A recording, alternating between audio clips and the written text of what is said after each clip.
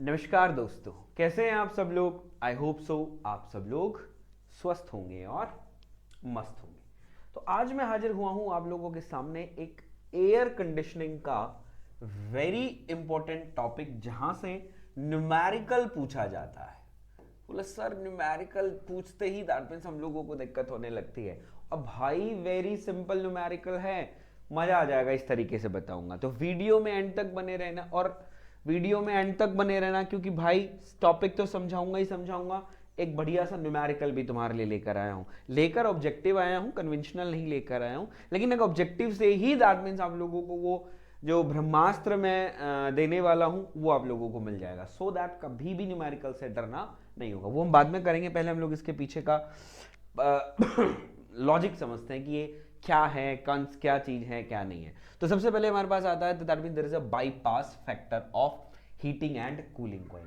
Bypass का नाम सुना है? बोले सर सुना है बिल्कुल ही, दैट मींस बाईपास का नाम सुनते ही दिक्कत हो जाती है।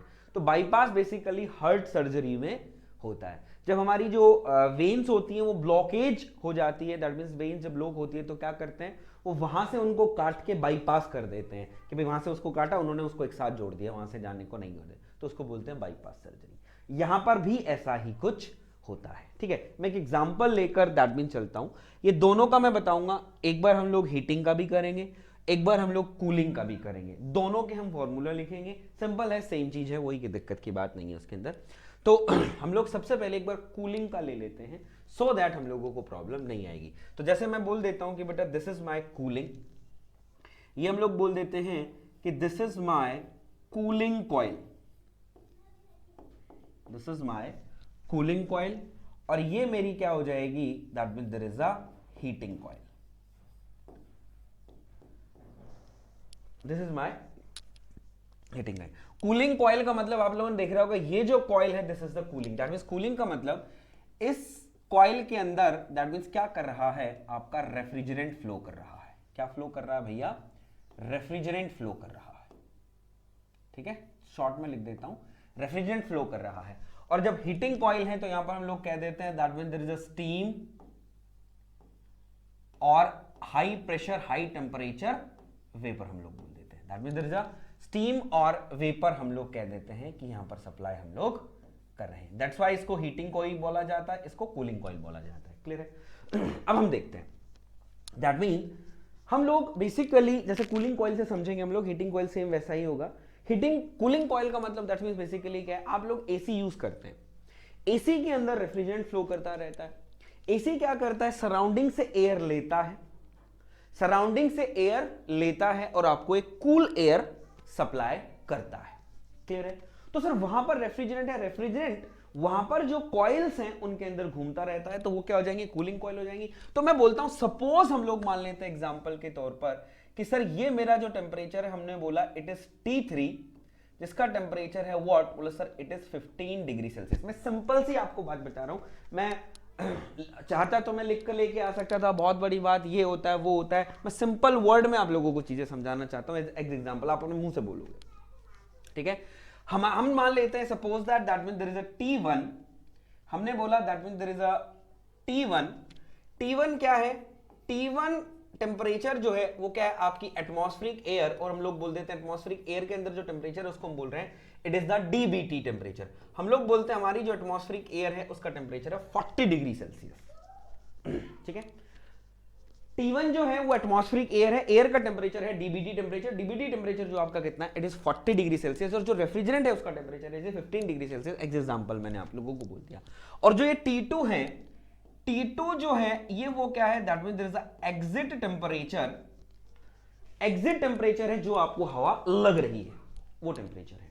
तो मैं आपसे सिंपल सी एक बात पूछूं, सिंपल सी मैं एक बात पूछूं, आप मुझे बताइए कि आप 40 डिग्री जो एयर है वो इस सिस्टम में एंटर कर रही है, 40 डिग्री सेल्सियस में एंटर कर रही है, और बोला सर 15 डिग्री इसके रेफ्रिजरेंट का टेम्परेचर है। तो जो एग्जिट टेम्परेचर T2 आपको मिलेगा वो क्या मिलेगा, exactly equal to the 15 degree Celsius मिलेगा, या 15 डिग्री सेल्सियस से कम मिलेगा, या 15 डिग्री सेल्सियस से ज्यादा मिलेगा। बताइएगा जरा, बताइएगा जरा, बताइएगा जरा। तो मतलब गुरुदेव सिंपल सी बात है, कभी भी कम तो टेम्परेचर, जो एग्जिट टेम्परेचर जो हम लोगों को लग रहा है उस सिस्टम में से, कम तो मिलने का कोई सवाल ही पैदा नहीं होता। और बोले सर बराबर ही कभी नहीं मिलेगा, कम तो निकल तो आप छोड़ो, बराबर भी T2 कभी भी 15 डिग्री सेल्सियस नहीं हो सकता है। तो कितना होगा? बोले sir it is more than T2, is more than 15 degree Celsius but less than T1। तो मैं कह सकता हूं कि बोले सर मैं अराउंड में मान लूं इट इज 25 डिग्री सेल्सियस, तो 25 क्या है, 15 से ज्यादा, 40 से कम है, इतना ही होगा, इतना ही होगा। बोले हाँ सर इतना ही होता है, इससे तो कम, इससे ज्यादा होगा लेकिन उससे कम होगा, इसके बराबर ही नहीं मिले, इससे कम को तो बहुत दूर की बात है। क्लियर है? तो ऐसा क्यों हुआ, ऐसा क्यों हुआ, हम लोग यहां पर बात करते हैं। बेसिकली बेटा हमारे पास क्या होती है कि हमारी जो एयर है, हमारे पास क्या है, जैसे हमारे पास जो डक्ट है, डक्ट के अंदर ये कूलिंग कॉइल्स बनी होती हैं। ये जो कॉइल्स हैं, बहुत सारी कॉइल्स होती है, जैसे आप लोग देख रहे हैं ये जो कॉइल बनी हुई है, ये क्या है, कॉइल्स। जैसे ही आपकी जो एयर है वो क्या करती है, जब एंटर करती है तो कुछ पार्ट ऑफ एयर क्या करता है, वो इस कूलिंग कॉइल को कांटेक्ट करता है या टच करता है, और कुछ पार्ट जो है वो विदाउट कांटेक्ट क्या करेगा, बाहर निकल जाएगा। सपोज दैट, मैं एग्जांपल के तौर पर अगर आपके सामने लेके चलूं, तो हमने बोला suppose that mean there is a 1 kilogram of air enter करी। जो 1 किलोग्राम ऑफ एयर जो एंटर करती है, तो हम लोग कह देते हैं कि sir that means x kg, हम लोग क्या कह देते हैं कि सर जो x किलोग्राम है वो क्या करता है, it is contact with the cooling coil, and that mean there is a 1 minus x kg है, वो क्या करता है, which is not come into contact with cooling coil. आप देख रहे हैं कि x kg इसके साथ कॉन्टैक्ट करके निकलता है, और 1 जब x निकला तो क्या बचा, 1 माइनस x, तो 1 माइनस x क्या करेगा, इट इज नॉट कॉन्टैक्ट नहीं करेगा। जब नॉट कॉन्टैक्ट करेगा तो ऑब्वियसली बात है, निकलना तो इनको सबको एक साथ ही है। जब यहां भाग करके निकलेगा तो यहां से मेरे पास क्या आया, x, और यहां पर मेरे पास क्या आ गया, it is 1 minus x kg। जब इन दोनों को जोड़ोगे तो यहां पर हमारे पास क्या है, that means there is energy conversion 1 kg मिल जाता है। तो ऑब्वियसली बात है, जो कांटेक्ट हो गया उसका टेंपरेचर कम है, इसका टेंपरेचर पहले उतना ही है, तो ये कर रहा है जब मिक्स होता है तो इसका टेंपरेचर क्या मिलता है, कम होता है। क्लियर है? बोल हाँ। तो ऑब्वियसली बात है, पता चल गया क्यों हो गया। तो अब ये बात आती है कि सर ये जो बाईपास है, ये बाईपास बेसिकली क्या होता है। तो मैं आपको यही बोलूंगा बेटा, bypass factor is a, bypass factor जो है, बाईपास फैक्टर जो है, बोला sir it is the fraction of, तो हम लोग लिखेंगे कि sir it is the fraction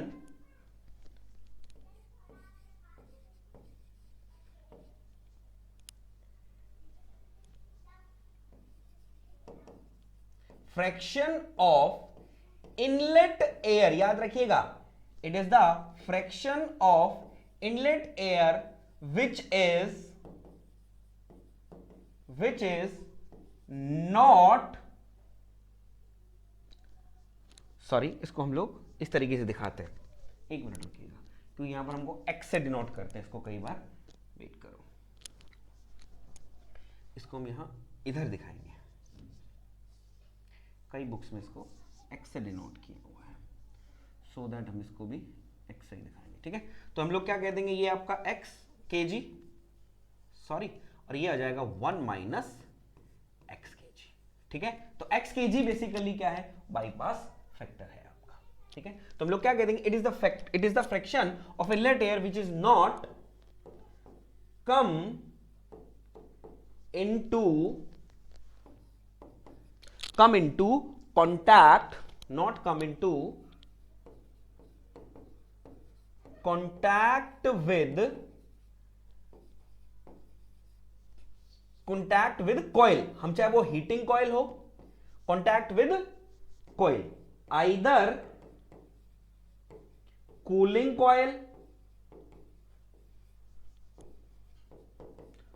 और हीटिंग कॉइल, चाहे वो कोई भी हो, चाहे वो हीटिंग का हो, चाहे वो दैट मीन्स किसी का हो, तो उसको हम लोग क्या बोलेंगे, it is bypass factor, and it is represented by what बेटा x। तो बाईपास फैक्टर समझ गए। तो बाईपास फैक्टर बेसिकली क्या होता है, sir it is the friction of inlet air which is not come into contact with coil, जो coil के कांटेक्ट में नहीं आता है उस पार्ट को हम लोग क्या कहते हैं, it is the bypass factor. Clear है? क्लियर है? बोले सर हाँ, it is represented by x। Clear? अब चलिए, अब बोला गुरुदेव ठीक है, हम लोगों को बाईपास फैक्टर पता चल गया कि बाईपास फैक्टर क्या होता है. If we want to calculate how we can calculate the bypass factor, तो यहीं पर मैं आप लोगों को दैट मींस दिखाना चाहूंगा कि इसके अंदर हम बाईपास फैक्टर कैसे कैलकुलेट करेंगे. क्लियर है? तो देखो यहां पर हम लोगों को पता है बाईपास फैक्टर कैलकुलेट करना है, तो हम लोग क्या करेंगे, पहले देखो इसको हम थोड़ा सा आगे लेकर चलते हैं. तो यहां हमने लिखा कि that means there is a bypass factor. तो बाईपास फैक्टर को हम लोग क्या कह देते हैं, that means there is a x. तो एक्स, ठीक है. तो यहां पर हम लोग क्या कहेंगे, बाई फैक्टर सिंपल है, कुछ भी दैट मींस लिखा हो सब कुछ भूल जाना, याद कर लेना, आराम से क्वेश्चन आपका बन जाएगा. और जर्नली बाईपास फैक्टर से न्यूमेरिकल ही पूछा आप लोगों के जाता है. तो हम लोग क्या कहेंगे, बोले sir it is loss of cooling. ठीक है, लॉस ऑफ कूलिंग. पहले मैं कूलिंग के लिए बता रहा हूं, फिर हम लोग हीटिंग के लिए करेंगे. That means there loss of cooling divided by, बोले sir ideal cooling. That means there is a loss of cooling upon में आइडियल कूलिंग. क्लियर है?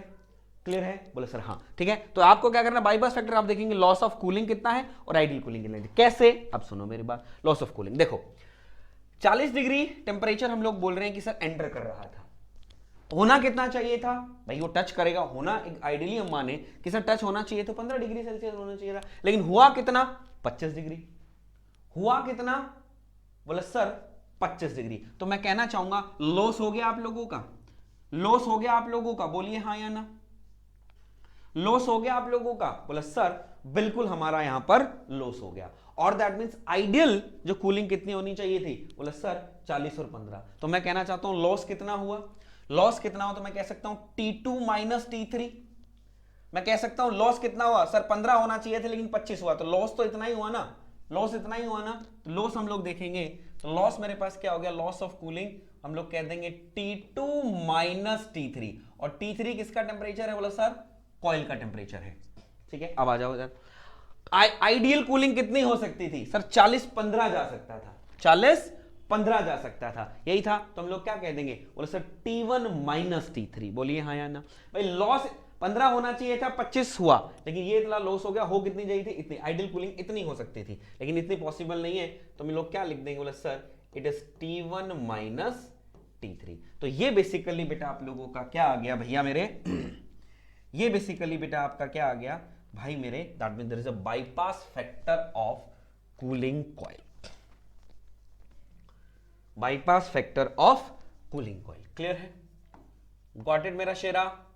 Got it. तो हम लोग कह देंगे ऑफ कूलिंग कॉइल. क्लियर है? तो समझ जाओगे लॉस ऑफ कूलिंग अपॉन में लॉस ऑफ आइडियल कूलिंग. बोला हाँ. क्लियर है? तो इस तरीके से देखना है. फिर से रिपीट कर देता हूं भाई, लॉस ऑफ कूलिंग देखना है. ऊपर आएगा लॉस ऑफ कूलिंग, नीचे आएगा लॉस ऑफ ऊपर आएगा लॉस ऑफ कूलिंग, नीचे आपका आइडियल कूलिंग. तो लॉस कितना है सर, 15 हो सकता था लेकिन 25 हुआ, तो ये तो लॉस हो गया ना, 10 का लॉस हो गया. यहां पर आइडियल कितना हो सकता था, 40-15 तक जा सकता था. दैट मींस क्लियर है? अब आ जाओ हीटिंग के अंदर. हीटिंग के अंदर भी सेम चीजें होंगी, हीटिंग के अंदर भी सेम चीजें होंगी. तो मैं अगेन यहां पर अगर आपके सामने लिखूं कि सर ये कितना है, it is T1, again DBT temperature हो गया. यहां पर मुझे एग्जिट टेम्परेचर मिलेगा क्या, that means there is a T2, और ये हम लोग क्या बोल दें, that means there is a T3. Again हम लोग सिंपल सी चीज लेके चलते हैं, हीटिंग कॉइल है तो हम लोग बोल देते हैं again that means this is what, this is 40 degree Celsius. हम लोग बोल देते हैं डीबीटी टेम्परेचर है, again that means there is a 15 degree Celsius. और ये हम लोगों को कितना मिला, बोले sir it is 25 degree Celsius. कोई प्रॉब्लम, कोई प्रॉब्लम? ठीक है, 40 डिग्री सेल्सियस था, 15 ये था, ये हो गया. अब वही बस सिंपल सी बात है भाई, T1 T3 T1 is what, बोला sir it is the DBT, it is the dry bulb temperature. Atmospheric की 15 डिग्री की थी, 40 इतनी कर रहे थे, हमारे पास इतना आया, क्योंकि इतना नहीं मिलेगा. क्यों, अगेन वही चीज, अगेन वही चीज. क्या होगा, 40 नहीं मिलेगा कभी भी, क्योंकि क्या मिलेगा, ना तो इसके बराबर मिलेगा ना इससे ज्यादा मिलेगा, इससे कम ही मिलेगा. तो क्या है, इससे कम है लेकिन इससे ज्यादा है. तो ये आपका क्या हो गया, अगेन 1 kg गया x kg. यहां पर हम क्या कह देंगे, 1 minus x kg, x kg 1 minus x kg. हम लोग कह देंगे यहां पर क्या किया, 1 एंटर किया. एनर्जी, जब एनर्जी कंजर्वेशन करेंगे तो मेरे पास क्या आ जाएगा, इट इज 1 kg. दोनों सब हम करेंगे. क्लियर है? तो अगेन यहां पर अगर बाईपास फैक्टर हम लोग, बाईपास फैक्टर किसका निकाले, अगर हम लोग बाईपास फैक्टर निकालते हैं किसका, हीटिंग कॉइल का, तो अगेन हम लिखते हैं बेटा बाईपास फैक्टर, बाईपास फैक्टर. और चलो इसको ऐसे और क्या करने की जरूरत है, दैट मींस व्हाट, बोला सर x. ठीक है, ऑफ हीटिंग कॉइल। तो अगेन बेटा इसके अंदर क्या करना है, सेम फॉर्मूला आप लोगों को लेकर चलना है, कोई भी दैट मींस इसके अंदर चेंजेस हम लोगों को नहीं करेंगे, सेम डिट्टो वही होगा। दैट मींस क्या, यहां पर क्या लिखा, लॉस ऑफ कूलिंग, यहां पर आप लिख देंगे loss of heating, loss of heating, यहां पर हम क्या लिख देंगे, बोले sir ideal heating, ideal heating. Got it, got it. Same अगर कूलिंग कॉइल का पूछे तो that mean there is a loss of cooling, और बोले वहां पर लॉस ऑफ हीटिंग, नीचे आइडियल कूलिंग आइडियल हीटिंग। आ जाओ इसी के अंदर, आ जाओ। That means loss of heating कितना हुआ, लॉस ऑफ हीटिंग कितना हुआ सर, 40 होना चाहिए था, 25 हुआ। लॉस हो गया इन दोनों में, लॉस हो गया इन दोनों में, बोले सर बिल्कुल। तो T3 माइनस T2 कर दूं, लॉस, लॉस कर दूं T3 माइनस T2, बोलिए हाँ या ना।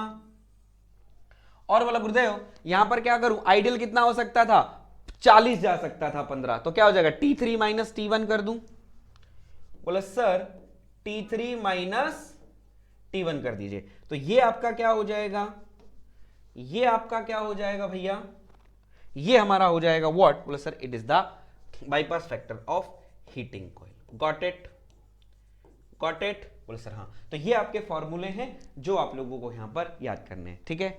अब यहां पर आप लोगों को कुछ दिखाई दे रहा होगा सिंपल सा, ठीक है, वो आप सोचो, मन में देखो क्या दिखाई दे रहा है, वो हम लोग बाद में देखेंगे। यहां पर मैं थोड़ा सा आप लोगों से डिस्कस करूंगा क्या, कि फिर से अगर बता देता हूं कि अगर बाईपास फैक्टर अगर हम लोगों को निकालना है, सिंपली आपको क्या याद रखना है, बाईपास फैक्टर जो है वो क्या होता है, बोले sir it is the fraction, basically क्या है ये, क्या है, बोले sir it is the fraction of inlet air which is not come in to contact with cooling coil या हीटिंग कॉइल, कोई भी है व्हाटएवर, ठीक है। तो बेसिकली अगर हमको निकालना है तो हम लोग क्या करेंगे, बोले सर हम लोग लिखेंगे ऊपर लॉस ऑफ कूलिंग, अगर हीटिंग है तो लॉस ऑफ हीटिंग, अगर कूलिंग है तो आइडियल कूलिंग आइडियल हीटिंग, बस हमको देखना है लॉस कितना हुआ और आइडियली कितना कूलिंग या हीटिंग हो सकता था, वो फॉर्मूला लिख देंगे आ जाए। अब तो बात करने वाली बात थी जो मैं यहां पर क्या कर रहा था, ये कर रहा था कि सर यहां पर क्या है T2 माइनस T3, यहां T1 माइनस T3, नीचे क्या है T3 माइनस T2 पुनः T3 माइनस T1। तो बोले सर ऊपर वाले में से अगर मैं माइनस, ऊपर से भी माइनस कॉमन ले लूं, नीचे से भी माइनस कॉमन ले लूं, तो मैं कहना चाहूंगा यही बन जाएगा T3 minus T2, T3 minus T2। बोले सर बिल्कुल, बस आपको याद रखना है T1 is the inlet temperature, T2 is the exit temperature and T3 वो हम लोग क्या मान रहे हैं, it is the surface temperature.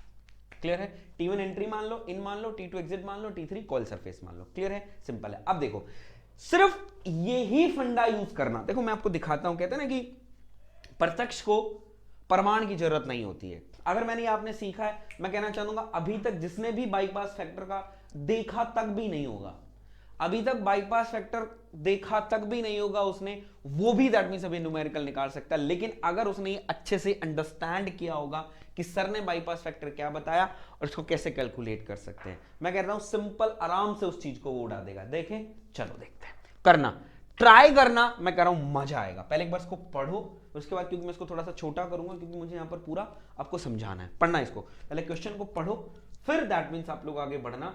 मैं कहना चाहूंगा बेटा मजा आएगा, सच में मजा आएगा आपको खुद। सॉरी,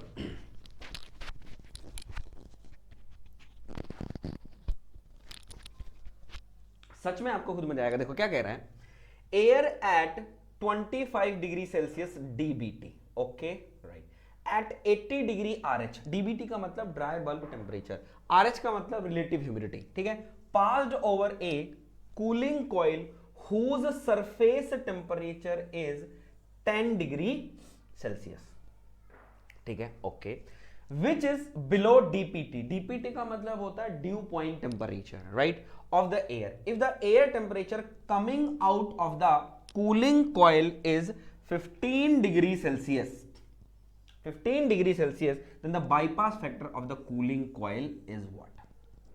क्लियर है? आपको सरफेस टेम्परेचर, मैंने क्या बोला, कूलिंग कॉइल का टेम्परेचर दे रखा है 10, एंट्री कर रही है 25, निकल रही है 15, आपको बाईपास फैक्टर बताना है। बता दो, बता दो, वेरी सिंपल बेटा, इससे सिंपल कोई क्वेश्चन नहीं हो सकता है।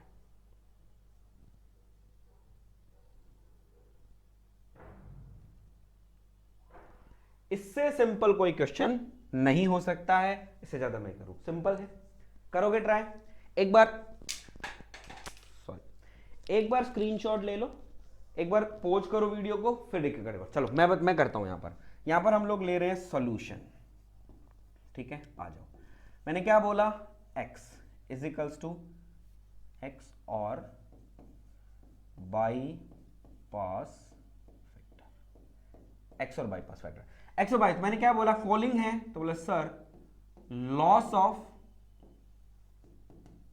Cooling divided by ideal cooling, right, ठीक है।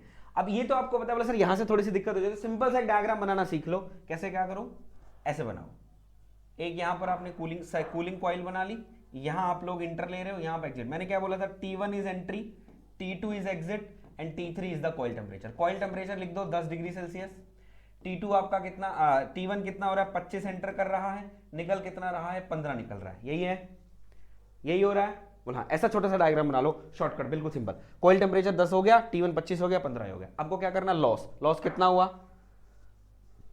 लॉस कितना हुआ, ये लॉस हुआ, तो हम लोग कह देंगे, बोले सर 15 माइनस 10, ठीक है। आइडियल कितना हो सकता था, 10 हो सकता था, तो हम लोग क्या कह देंगे, 25 माइनस में 10, तो कितना आ गया, 5/15, 1/3, 0.67, तो हम लोग कह देंगे option is B, option is B. Very simple है, कुछ इसमें है, कुछ इसमें है, कुछ इसमें बोला सर कुछ नहीं है, सिंपल आपको करना है, ठीक है। अब एक चीज और मैं ये चीज जब डिस्कस कर ही रहा हूं तो ये भी चीज आप लोगों के साथ डिस्कस कर लूंगा। क्या कई बार क्या करता है, यहां पर पूछ लेता है क्या,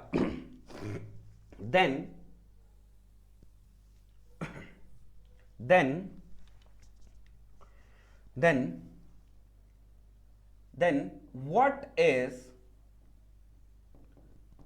the efficiency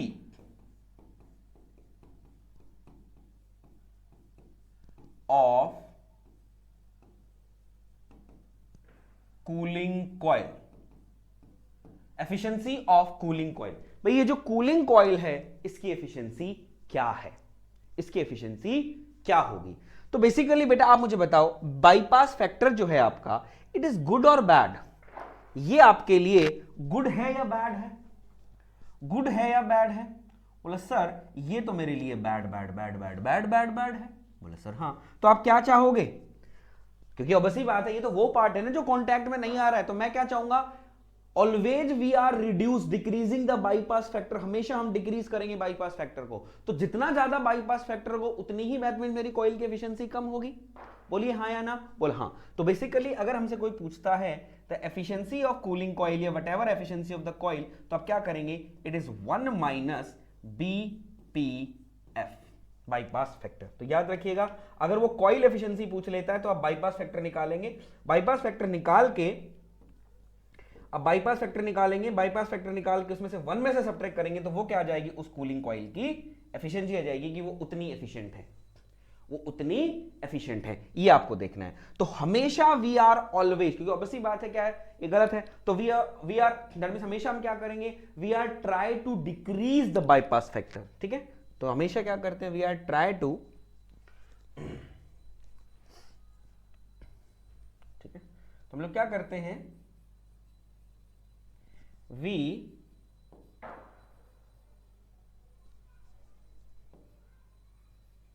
always try to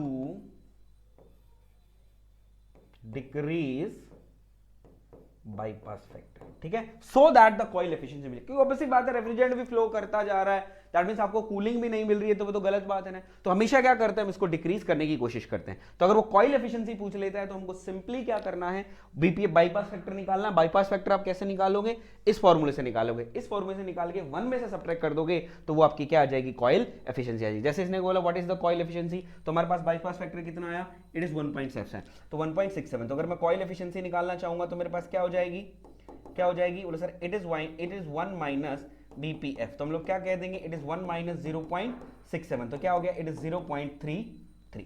got it? तो ये हमारे पास क्या आ जाएगी, it is the coil efficiency. तो होप सो मेरे बच्चे आप लोगों को that means there is a heating coil, that means there is a bypass factor of heating and cooling coil समझ आया होगा।